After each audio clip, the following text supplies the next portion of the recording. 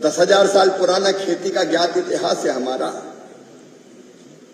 उनमें से 9,940 साल तक हमने केमिकल फ्री खेती की है। आज जिस ढंग से केमिकल फर्टिलाइजर और पेस्टिसाइड का उपयोग बढ़ रहा है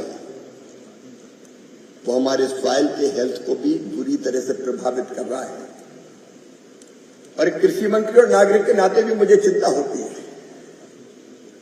कि अगर ये क्रम जारी रहा तो यह धरती आने वाली पीढ़ियों के लिए पर्याप्त खाद्यान्न, फल और सब्जियों का उत्पादन कर पाएगी। आज सीड कंपनीज को भी इस बात पर विचार करना पड़ेगा। भारत का इतिहास अगर आप देखें तो 1951-52 के बाद हमने अपने कृषि का उत्पादन लगभग 7 गुना बढ़ाया है।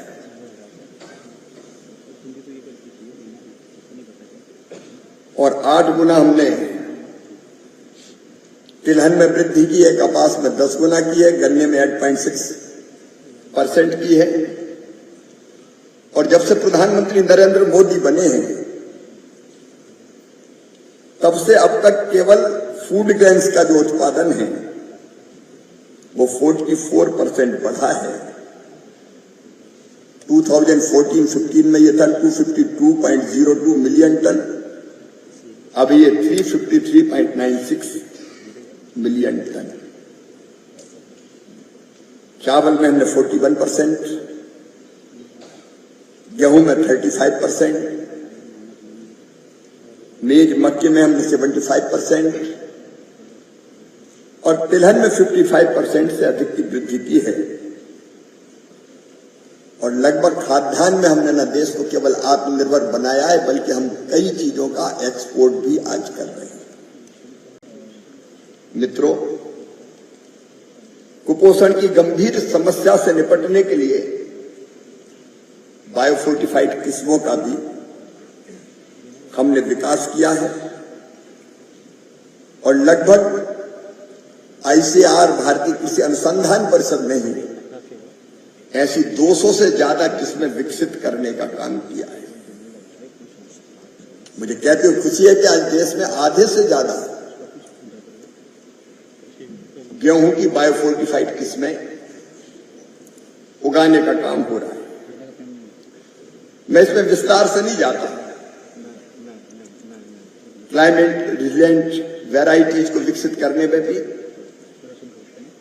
ICAR ने महत्वपूर्ण भूमिका निभाई है। सीड सेक्टर में भी अगर आप देखेंगे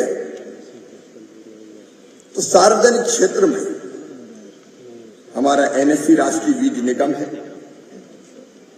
17 राज्यों के बीज निगम है, 25 हमारी बीज प्रमाणन एजेंसीज हैं, 172 हमारी सीड टेस्टिंग लैब्स है, हमारी यूनिवर्सिटीज, हमारे 731 KVKs, ये सब सीड प्रोडक्शन के क्षेत्र में महत्वपूर्ण काम कर रहे हैं। लेकिन मैं जानता हूं कि सार्वजनिक क्षेत्र पर्याप्त नहीं है, निजी क्षेत्र के सहयोग की भी आवश्यकता है।